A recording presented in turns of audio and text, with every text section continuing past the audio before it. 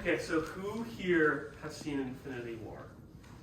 Okay, and who cried watching Infinity War? So,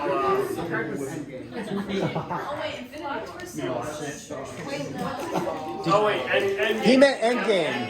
Endgame. Yeah.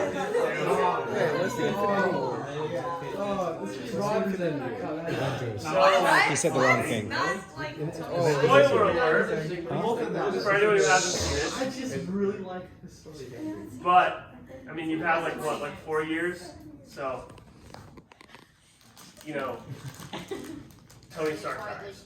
What? No! Yeah, I'm sorry. He hasn't seen it. Oh, Spider-Man. Iron Man? Iron? So, I mean, Justin did a really good job there, but I feel like there's a major difference between actually being in the theater, watching it happen. You know, you've seen the build up, and then there's this very courageous sacrifice, and you're just sitting there in tears. There's a very big difference between that and me just telling you about it. It's not quite as emotional. And so today, I'm going to be telling you about my story, but I'm also fully aware that at the same time, all of you are experiencing your own. And so tonight, as I talk about mine, my hope is that all of you can think about how it might connect to yours. So I think every good story starts from the beginning. So, in the beginning, God created the heavens and the earth. So too far back. Too far back. Okay. Well, so, jokes aside, that actually kind of is where I wanted to start today, because that's the passage I want to use for tonight's talk. So for those who aren't familiar, it's the very beginning of the Bible. That's called the creation story. And the main thing that I want to highlight about it tonight is just a few times at the end of each day, God will say, he created something like fish, and then he'll say, and it was good. And he repeats that it was good, I think 4 times. At the very end, on the 6th day, of when he's done creating, he says, and it was very good. And then on the 7th day, he rests. And what I personally take out of that story is just this idea that God's story is good. And sometimes that can be really hard to believe. And yet, I've personally found a lot of value in also trusting in his story. So, to start things off, most of my life there's a lot of ups and downs and just weird places where I didn't expect God to show up, where he did. And so those, if you can look for some of those things, you'll be on point. So, to start, I was born in Tacoma, Washington. Oh yeah, what's up? Wait. There we go. Oh yeah. To Bruce and Chrissy Schmidt. And things growing up were honestly really good. I had a very loving family. Every once in a while, when I was really young, something that would be really hard for me is my mom would take her anger out on me, even though I wasn't necessarily the source of the anger. And I don't bring that up to shame my mom in any way, because we actually have reconciled that since and have a really good relationship now. I only bring that up because we've all grown up in different family dynamics, and when I was really little, I would go and hide, and I would try to make myself as small as possible when I could tell that my mom was upset. And I feel like a lot of us have those small hurt parts of ourselves. But the real first challenge that my family and I ever faced came in the 2008 recession, which Jeff and I did the math, and I think all of you were alive for that. Okay, sweet. And for those of you who might have been too young to remember, a lot of people lost their houses and a lot of people lost their jobs. My family was unfortunate enough to have experienced both. And so we were living in Tacoma at the time, but my dad lost his job, and so we also lost our house. And so the next 3 years, we just spent a lot of time moving. And one thing that actually came out of this that was really nice was it forced my family to come together and get really tight. And we were moving from place to place, sometimes living with friends for a few months at a time. And then we eventually ran out of places to live. And so my dad came up with the idea that we would go and live at a summer camp. And that camp was called Gormley. And little did I know, as a 12-year-old, I was actually going to meet my wife that year. Oh yeah, what's up? That was one of the ways that I feel like God definitely has had his hand in the story when it was really hard for us to see that because it was really just very difficult. And then at the end of that summer, we were just there as volunteers. At the end of the summer, the camp was gracious enough to give us $200, which at the time was actually a little bit of money. Now it's like not. And that was enough to put a down payment on an apartment, and we had a place to live. And then,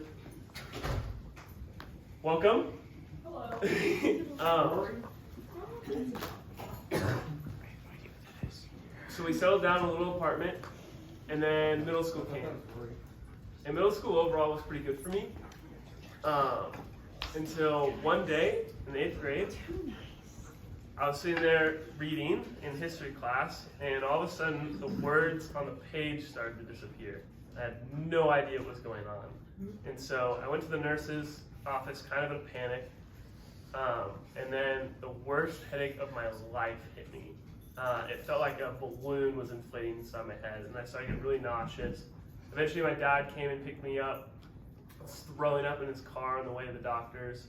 And we get there, and they told me that what I was experiencing is called a migraine.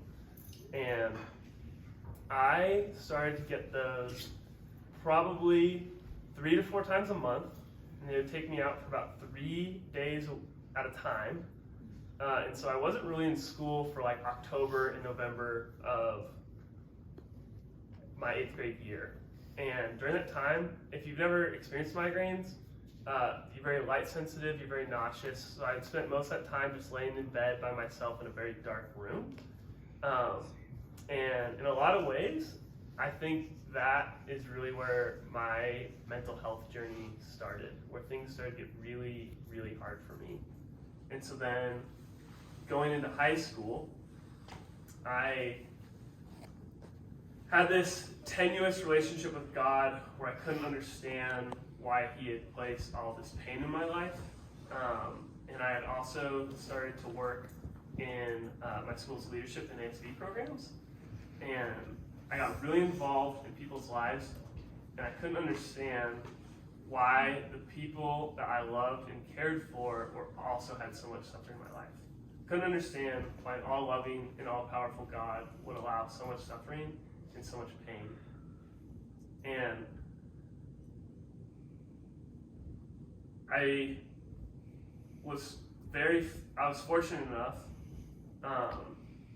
that one summer, it was during a summer camp. Unfortunately, it wasn't Young Life. I would always go to this leadership camp because you had to if you're on the ASB team. And it was towards the last day. If any of you have ever been to a summer camp, you know that things start to get really emotional towards the end because you've lived with these people for almost a week.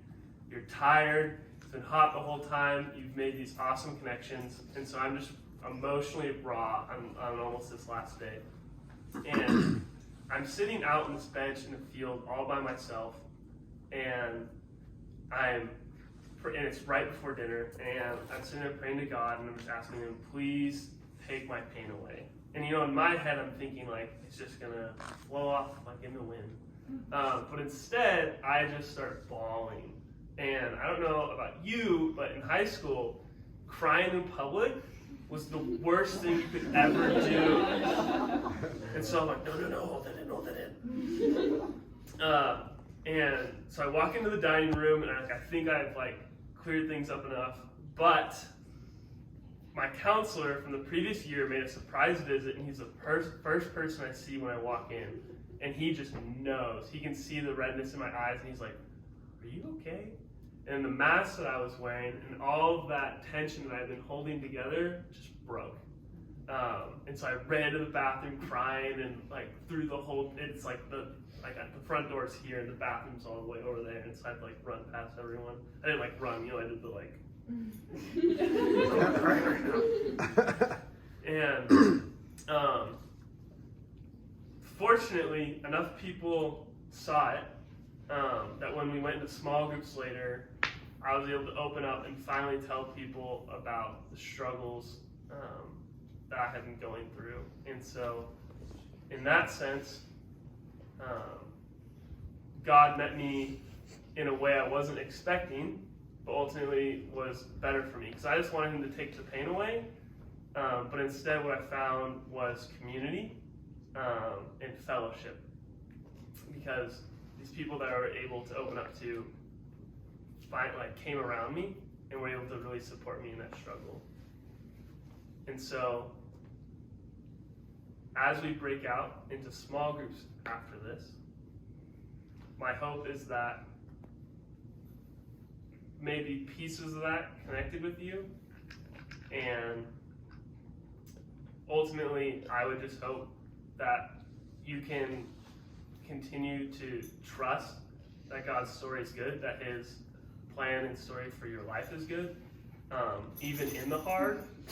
And I would also say that this is a place where some of those struggles can come out, and where I hope that we can also find fellowship and support each other.